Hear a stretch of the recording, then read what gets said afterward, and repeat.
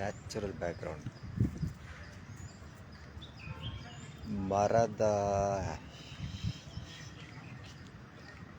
ಬ್ಯಾಕ್ಗ್ರೌಂಡಲ್ಲಿ ಮರ ಇಟ್ಕೊಂಡು ಯಾಕೆ ವಿಡಿಯೋ ಮಾಡ್ತಿದ್ದಾನೆ ಅಂತ ಯೋಚನೆ ಮಾಡಿದ್ರೆ ಹಿಂದ್ಗಡೆಯಿಂದ ಗಾಳಿ ಬರ್ತಾ ಇದೆ.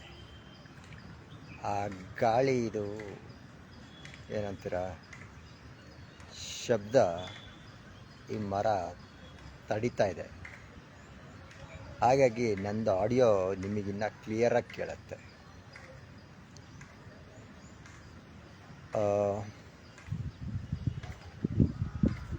ನೋಡಿ, ಸ್ವಲ್ಪ ಆ ಕಡೆ ಹೋದರೆ ಗಾಳಿದೇ ಸೌಂಡ್ ಬರುತ್ತೆ, ನನ್ನ ಮಾತು ಕೇಳಲ್ಲ.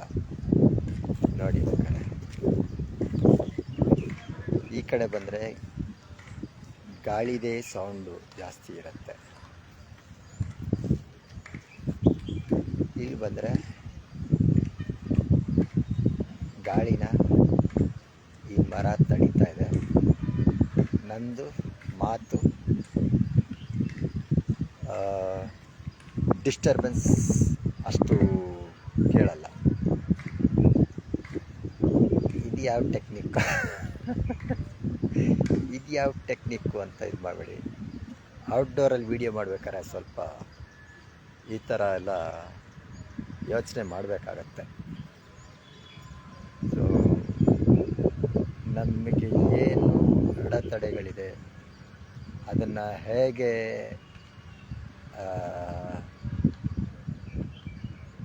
ಅಡ್ವಾಂಟೇಜಿಗೆ ಹೇಗೆ ಮಾಡ್ಕೊಳೋದು ಅಂತ ಇದೊಂದು ಎಕ್ಸಾಂಪಲ್.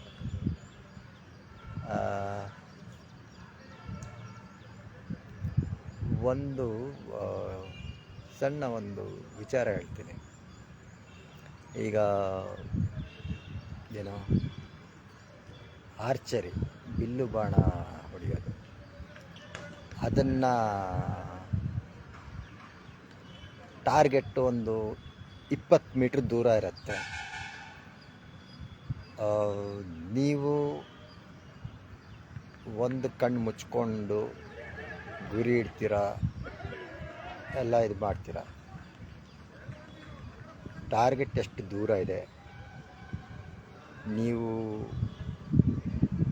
ಬಾಣ ಎಷ್ಟು ಟೈಟಾಗಿ ಎಳೆದಿದ್ದೀರ, ಗಾಳಿ ಸ್ಪೀಡ್ ಎಷ್ಟಿದೆ, ನಿಮ್ಮ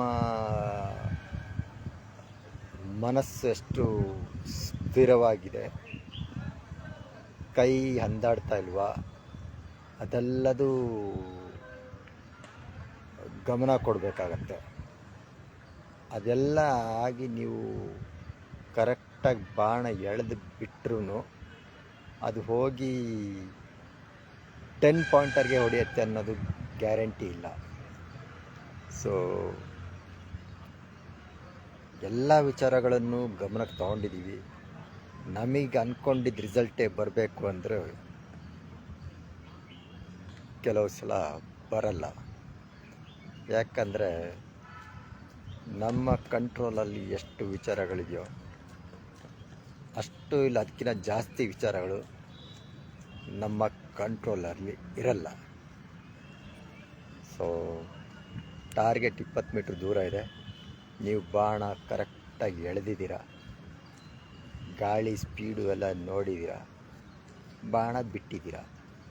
ಬಾಣ ಹೋಗಿ ಗುರಿಗೆ ತಲುಪತ್ತಾ ಅದು ನಿಮ್ಮ ಕೈಲಿಲ್ಲ. ನೀವು ಎಷ್ಟು ಗಮನ ಕೊಡೋಕ್ಕಾಗತ್ತೆ ನೀವು ಅಷ್ಟು ಗಮನ ಕೊಡ್ಬೋದು. ನಾನು ಇವಾಗ ಈ ವಿಡಿಯೋ ಮಾಡ್ಬೇಕಾದ್ರೆ ಗಾಳಿದು ಡಿಸ್ಟರ್ಬೆನ್ಸು ಸೌಂಡು ಬರುತ್ತೆ ಅಂದ್ಬಿಟ್ಟು ಈ ಮರದ ಹತ್ರ ನಿಂತ್ಕೊಂಡಿದ್ದೀನಲ್ಲ ವಿಡಿಯೋ ಮಾಡೋಕ್ಕೆ. ಆ ಥರ ಆಡಿಯೋ ಕ್ಲಿಯರಾಗೆ ಬಂದಿದೆ ಅಂತ ಅಂದ್ಕೊಡ್ತೀನಿ. ಇಲ್ಲಾಂದರೆ ನೋಡಿಬಿಟ್ಟು ಇನ್ನೊಂದು ದೊಡ್ಡ ಮರದ ಹತ್ರ ಹೋಗಿ ಮತ್ತೆ ಇದೇ ವಿಡಿಯೋನೇ ಮಾಡಬೇಕಾಗತ್ತೆ. ಕೇಳುತ್ತೆ, ಸ್ವಲ್ಪ ಇಯರ್ಫೋನ್ ಹಾಕೊಂಡು ಕೇಳಿ.